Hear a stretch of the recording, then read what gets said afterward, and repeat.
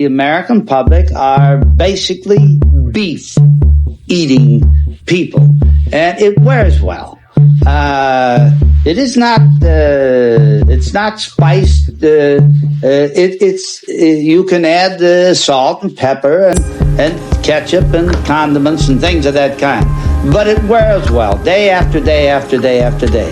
It's lean and it's well digested, and people just want more of it.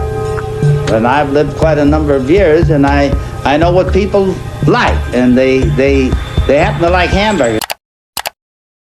Very first McDonald's was located in San Bernardino, California. McDonald's. McDonald's. McDonald's. McDonald's.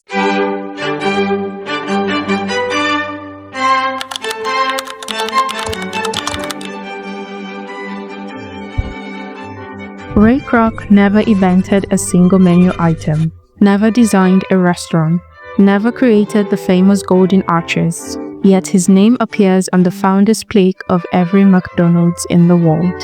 Make sure you get that in focus. Here we go. Big smile. Good, good, good, good. The real founders? Two brothers who died watching a stranger profit from their life's work. This is the story of the most brilliant business theft in American history, and it was completely legal. Our client agrees fully with your conditions of sale, with one exception. Your 1% cut of future corporate earnings will have to be carried out on a handshake basis. Got my word on that. Dick. Let's make a deal.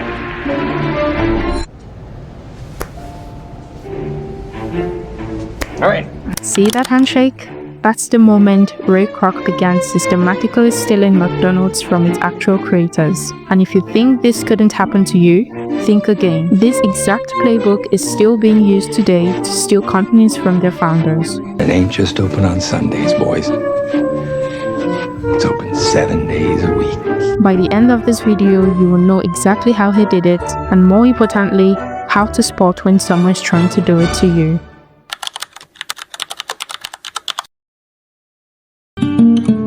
Let's start with what really happened, because the movie actually gets this part right. In 1940, Mark and Dick McDonald opened their first restaurant in San Bernardino, California. But in 1948, they did something revolutionary. They fired their entire staff, closed for 3 months, and completely reinvented how restaurants worked. The brothers created what they called the Speedy System, the first assembly line for food. Instead of waitresses taking orders for custom burgers, they created a limited menu. Hamburgers, cheeseburgers, fries, and drinks. Each worker had one specific job. The result was a burger that used to take 30 minutes, now took 30 seconds. This wasn't just faster, it was cheaper too. The McDonald's hamburger cost 15 cents when competitors charged 35 cents. The brothers had cracked the code: standardization, speed, and volume. By 1954, they were making $100,000 a year, equivalent to about $1.1 million today. They had licensing deals with franchisees across the country. The McDonald brothers had built a gold mine. Speed! That's the name of the game. So what went wrong? They met Ray Kroc.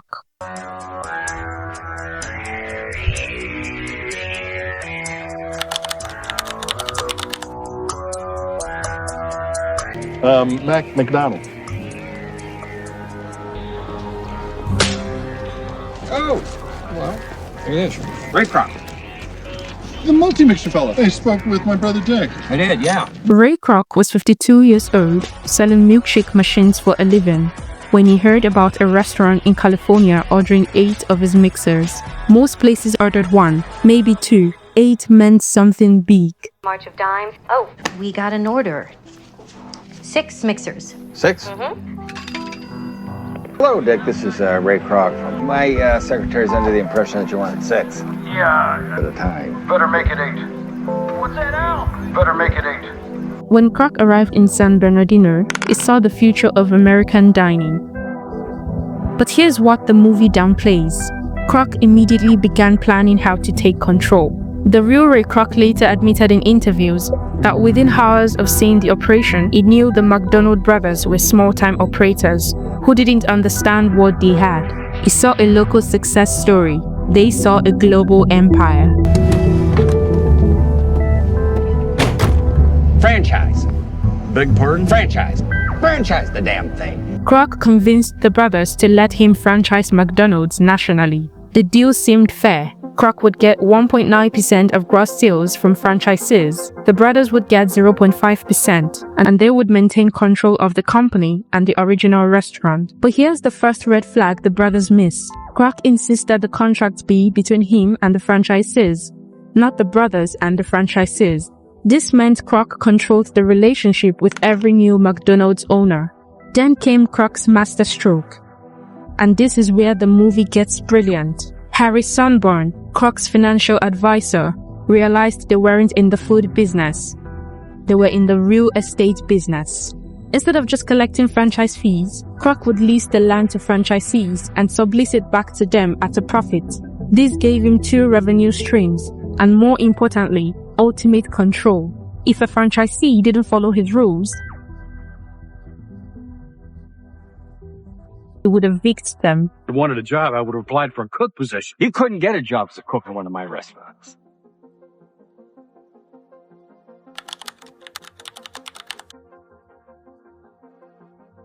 By 1960, Kroc had opened 228 restaurants. The brothers were making good money, but Kroc was making more, and he was getting impatient with their small-time thinking. The brothers wanted to maintain quality and control. Kroc wanted rapid expansion.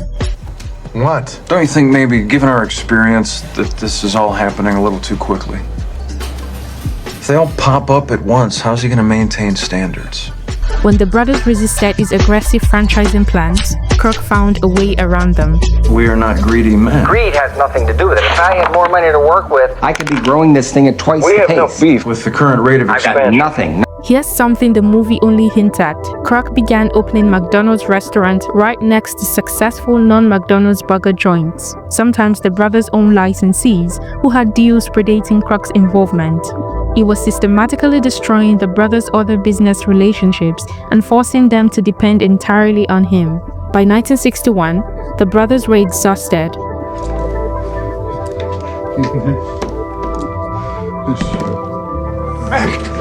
They had been fighting Kroc's expansion tactics for 7 years. When Kroc offered to buy them out for $2.7 million, they jumped at the chance. But here's the devastating detail. The contract stripped them of the rights to their own name. They couldn't even call their original restaurant McDonald's anymore. Kroc renamed it the Big M and later forced them to close it entirely.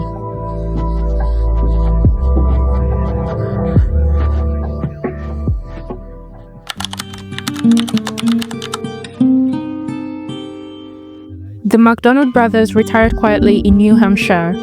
Dick McDonald died in 1998. Mark in 1971. Neither lived to see McDonald's become the global empire it is today. Ray Kroc, meanwhile, became one of America's richest men. When he died in 1984, McDonald's was serving 8 billion customers annually in 32 countries. And I've lived quite a number of years, and I know what people like, and they happen to like hamburgers. And I can't give them everything they like, but this one thing I sure can give them. So who was right? The brothers focused on product quality and customer satisfaction. Kroc focused on scalability and market domination. The brothers created McDonald's. Kroc created the McDonald's Corporation. This story reveals a harsh truth about capitalism. Innovation and ownership are two different things. The brothers innovated, Kroc owned. Was it theft? Legally? No. Every contract was signed. Every deal was legitimate. But ethically? Kroc used superior legal knowledge and financial resources to systematically outmaneuver two small-town brothers who trusted a handshake deal.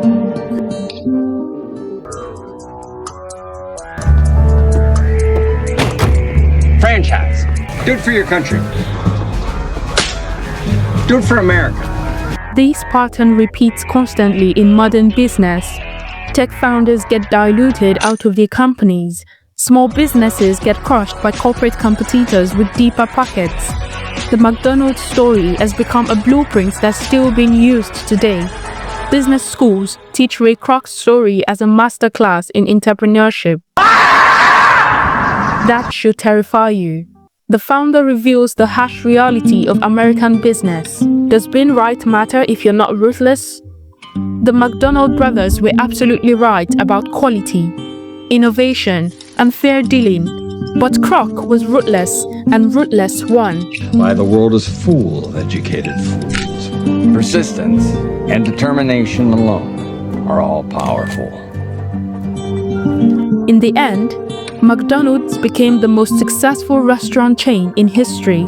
But it was built on the dreams of two brothers who just wanted to make a really good hamburger really fast. What do you think? Was Ray Kroc a visionary businessman or a corporate thief? Let us know in the comments below.